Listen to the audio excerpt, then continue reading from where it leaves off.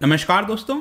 आपने देखा होगा पिछले एक दशक में जिस प्रकार से भारत और यूएस के बीच में रिलेशन बढ़ा है, वैसे वैसे रशिया के साथ जो हमारा रिलेशन था, रिश्ता था, उसमें यहां पर थोड़ी सी गिरावट देखने को मिलेगी। और स्पेशली इस समय जब आपको पता है भारत और चाइना के रिलेशन काफ़ी खराब हो रखे हैं बॉर्डर इश्यूज को लेकर, तो यहां पर जो पुतिन रशिया के प्रेसिडेंट का ये जो विजिट है भारत में, वो बहुत ज्यादा इंपॉर्टेंट हो जाता है। और यहां पर आप देख सकते हो एक काफी इंपॉर्टेंट बात बोली गई है रशिया के द्वारा कि जिस प्रकार से भारत ने यूएस के रूल्स को ओबे करने से मना कर दिया है ऑन S-400, ये काफी काबिले तारीफ है। यहां पर आप न्यूज देख सकते हो, focus on Afghanistan, terror in Russia summit, S-400 supplies to continue. तो इसके बारे में मैं आपको डिटेल से बताऊंगा इस वीडियो में।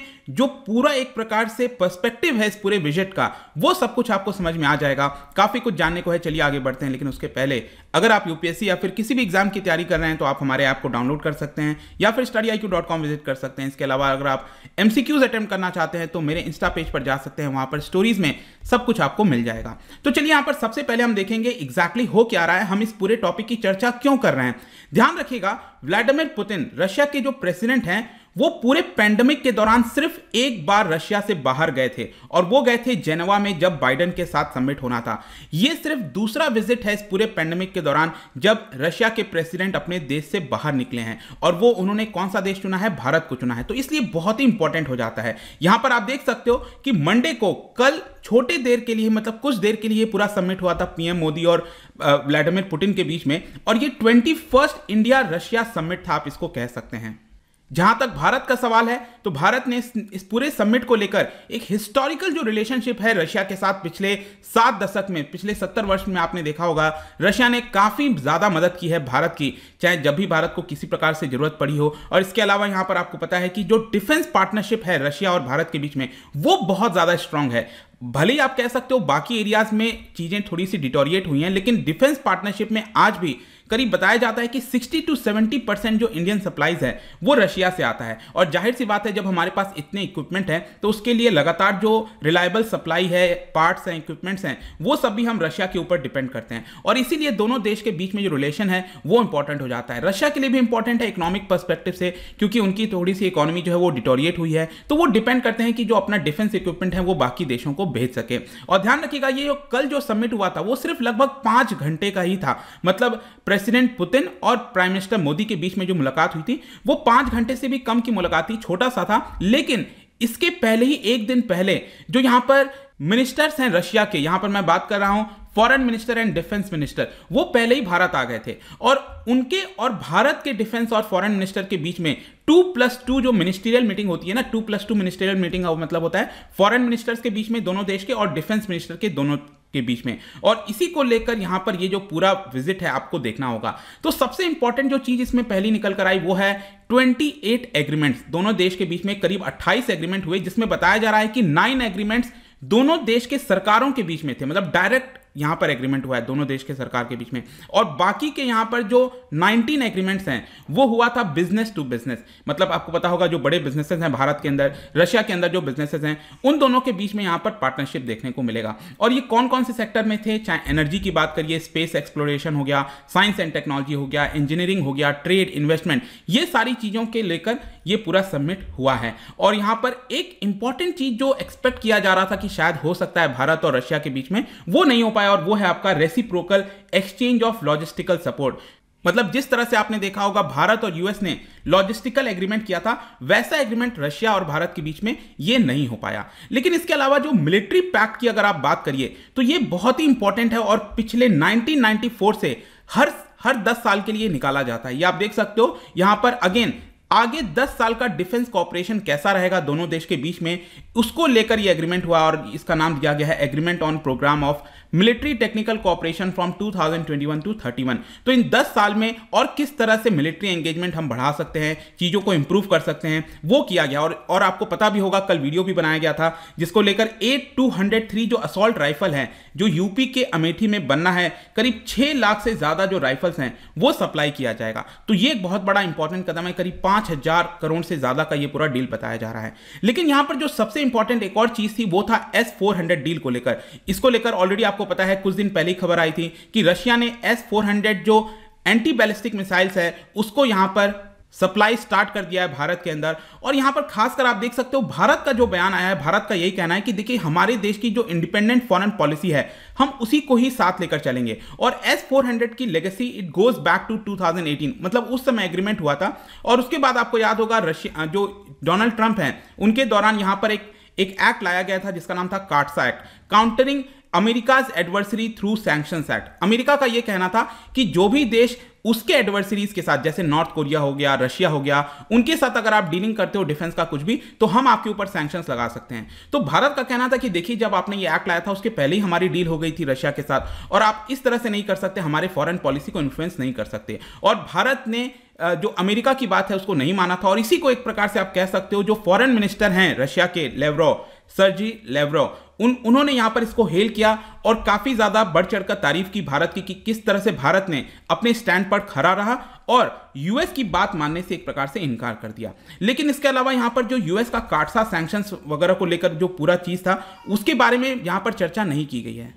खैर जो भी है, यहां पर अल्टीमेटली S-400 जो डील है उसका जो भी इक्विपमेंट्स हैं वो भारत के अंदर आ रहा है, जो कि एक अच्छी बात है। ये भारत को काफी हद तक जो सुरक्षा है सीमा पर, स्पेशली चाइना के खिलाफ, पाकिस्तान के खिलाफ, वो हमें स्ट्रांग बनाएगा। इसके अलावा जहां तक टेररिज्म की बात है, बिल्कुल जब भी किसी देश का यहां पर पार्टनरशिप या फिर बायलैटरल समिट होता है, क्योंकि भारत दोनों ऐसे पड़ोसी देश के साथ घिरा हुआ है जहां पर टेररिज्म को लेकर अक्सर चर्चा होती है, स्पेशली वेस्टर्न जो साइड है हमारा। तो यहां पर अगर आप देखोगे तो दो ज्वाइंट स्टेटमेंट लाया गया है रशिया और भारत के द्वारा।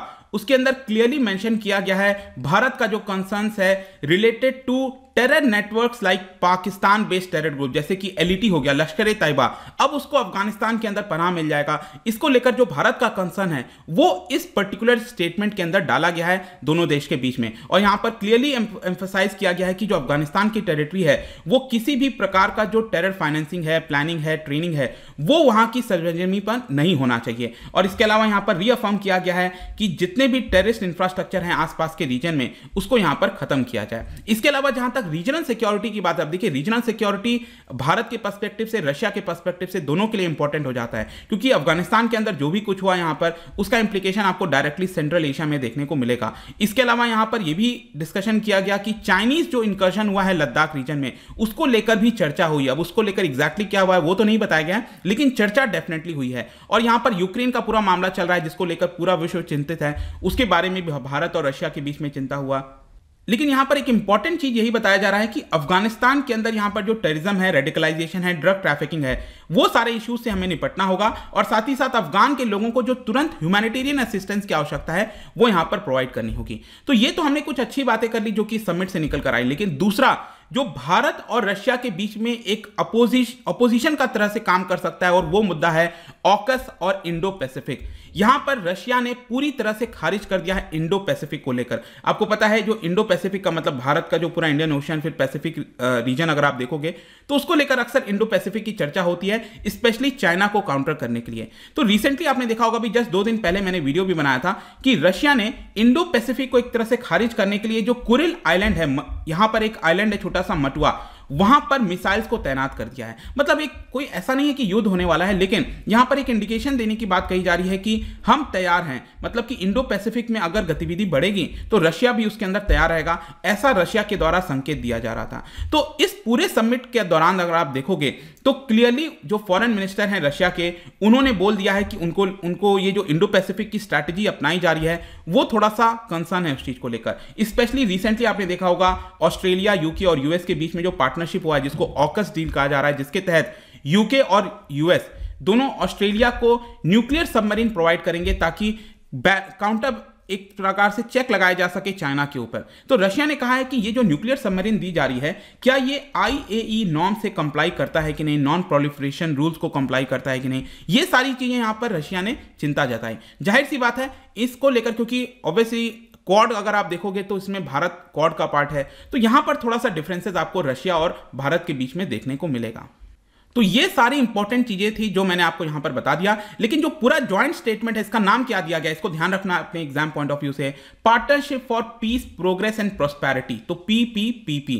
तो ये 4 पीस के अकॉर्डिंगली ये पूरा जो ज्वाइंट स्टेटमेंट है वो आपका लाया गया है। और इसके अंदर ये बताया गया था कि किस तरह से 1971 में जो ट्रीटी ऑफ पीस साइन हुआ उसके 5 दशक पूरा हो चुका है, 50 साल हो चुका है। Friendship and cooperation and 2 decades of declaration of strategic partnership, मतलब कि 20 साल हो चुके हैं जो हमने स्ट्रैटेजिक पार्टनरशिप डिक्लेयर किया था। और काफी टाइम टेस्टेड है। भारत और रशिया का रिलेशन आप देखोगे भले ही थोड़ा बहुत डिटोरिएट हुआ है, लेकिन ये टाइम टेस्टेड है और आज भी काफी ज्यादा मजबूत है। And they are characterised by mutual trust and respect, जो कि रशिया भी इस चीज को मानता है। जहां तक इस पूरे ट्रिप के सिग्निफिकेंस की बात करें तो सिग्निफिकेंस इसीलिए इंपॉर्टेंट हो जाता है यूएस के पर्सपेक्टिव से। जिस प्रकार से भारत और यूएस के बीच में रिलेशंस बढ़ा है, स्पेशली पिछले 10 वर्ष के अंदर। और आपको इनफैक्ट याद भी होगा कि प्राइम मिनिस्टर मोदी जब यूएस गए थे डोनाल्ड ट्रंप के दौरान, तो उन्होंने क्लियर तौर पर डोनाल्ड ट्रंप को एक प्रकार से सपोर्ट भी किया था। उनके रैली पर भी गए थे, दोनों पूरा स्टेडियम घूमे थे। तो ये वॉशिंगटन के सपोर्ट की तरफ दिखा रहा था। लेकिन रशिया ने इसको नजरअंदाज कर दिया, एक प्रकार से आप कह सकते हो, बहुत ज्यादा ध्यान नहीं दिया था। लेकिन जब क्वाड की बात आई, इसको लेकर रशिया ने क्लियर यहां पर उसके अगेंस्ट स्टेटमेंट दिया था और कहा था कि हम इस चीज को नहीं मानते। भले ही क्वाड का कहना था कि एक प्रकार का नॉन मिलिट्री अलायंस है, लेकिन रशिया ने अपनी आपत्ति यहां पर जताई थी। तो डेफिनेटली ये जो विजिट है पुतिन का भारत के अंदर, ये एक प्रकार से दोनों देशों के बीच में जो एक प्रकार से पार्टनरशिप है उसको थोड़ा सा मजबूत करने की काम करेगा।